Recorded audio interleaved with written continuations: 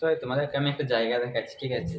ওই জায়গাটা দেখে জাস্ট আন্দাজ করবে যে আমাদের বাঙালিরা, মানে আমাদের পশ্চিমবাংলার মানুষরা এবং আর বাইরে যে স্টেটগুলো আছে ওই মানুষগুলো কতটা শান্তিতে আছে, এবং আমাদের পশ্চিমবাংলার যে মানুষগুলো আছে তাদের মনের মধ্যে কতটা হিংসা, ঠিক আছে?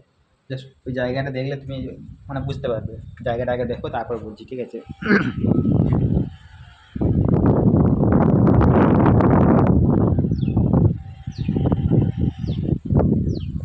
কি বুঝি, আশা করি কিছুই বুঝতে পারো না, করতে আমি বিষয়টা শুনতে বলছি, ঠিক আছে?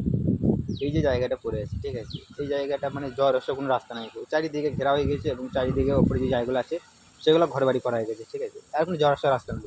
এবং এই যে জায়গাটা ফাঁকা পড়ে আছে, ঠিক আছে, এটা আগামী হয়তো 1 মাসের মধ্যে ঘর হয়ে যাবে, ঠিক আছে?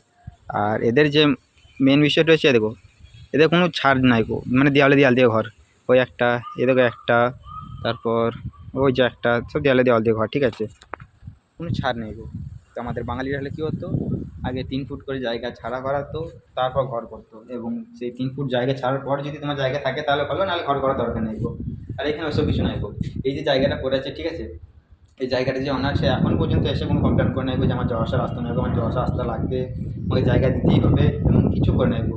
এখন আপাতত ঝামেলা কিছু করে নাই গো, বাট এরপর কী হবে সেটা জানি না গো। বাট এখন তো শান্তিতে আছে। এটা আর আমাদের পশ্চিমবাংলার মানুষ, ঠিক আছে, এটার মধ্যে দুটো এদের তফাৎ, এটা হচ্ছে তোমাদের পার্থক্য। যে আমরা, আমাদের মনের মধ্যে কতটা হিংসা আমাদের বাঙালিদের মনের মধ্যে।